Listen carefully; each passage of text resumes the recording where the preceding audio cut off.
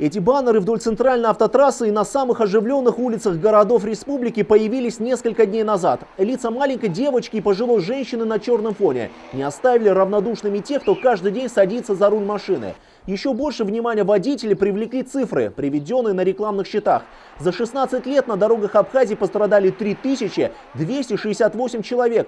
В пересчете на душу населения получается жуткая картина. К сожалению, скорбный список жертв ДТП с каждым годом только растет. За 2010 год на территории республики было совершено 160 дорожно-транспортных происшествий, в результате которых погибло 69 человек. 262 человека получили травмы различной степени.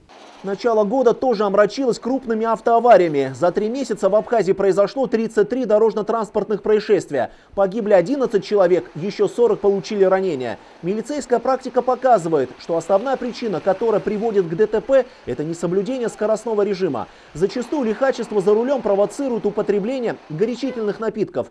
Как говорит главврач республиканского наркологического диспансера Ирма Ануа, за сутки к ним на освидетельствование доставляют до 5 пьяных водителей. После каждого ДТП всех водителей доставляют к нам на освидетельствование. Мы определяем, они находились в состоянии алкогольного опьянения или трезвые. Но сказать, что большинство все-таки находится в трезвом состоянии, это просто превышение скорости там, и неправильные какие-то там манипуляции за рулем.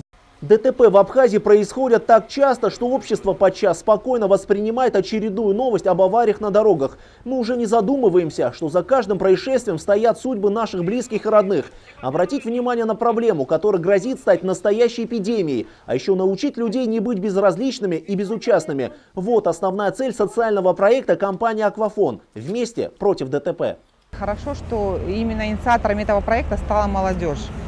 Ребята реально понимают, что сегодня только совместными усилиями можно добиться каких-то действительно реальных результатов.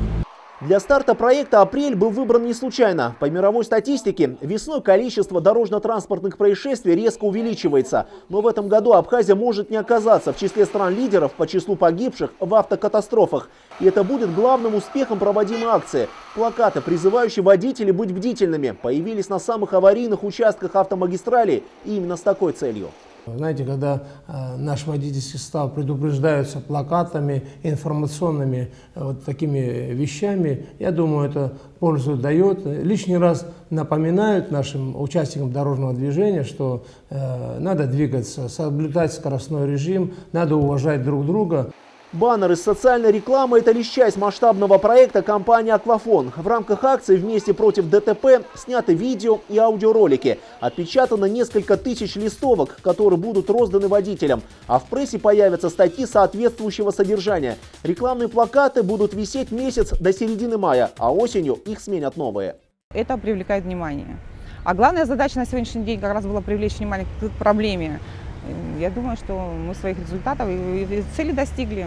Авторами акции «Вместе против ДТП» стали Кира Мещерякова, Ира Орлашкина и Аня Беляева. В ноябре молодые социологи приняли участие в ярмарке социальных проектов, организованной столичным комитетом по делам молодежи и спорта. Идея понравилась не только чиновникам Сухумской администрации, но и компании «Аквафон». Они без колебаний поддержали девушек, потому что ситуация на дорогах Абхазии уже не может терпеть равнодушие. Ее надо срочно менять. И это получится, если каждый раз, садясь за руль, водитель будет знать, что его детям нужен живой отец, а родителям – живой сын.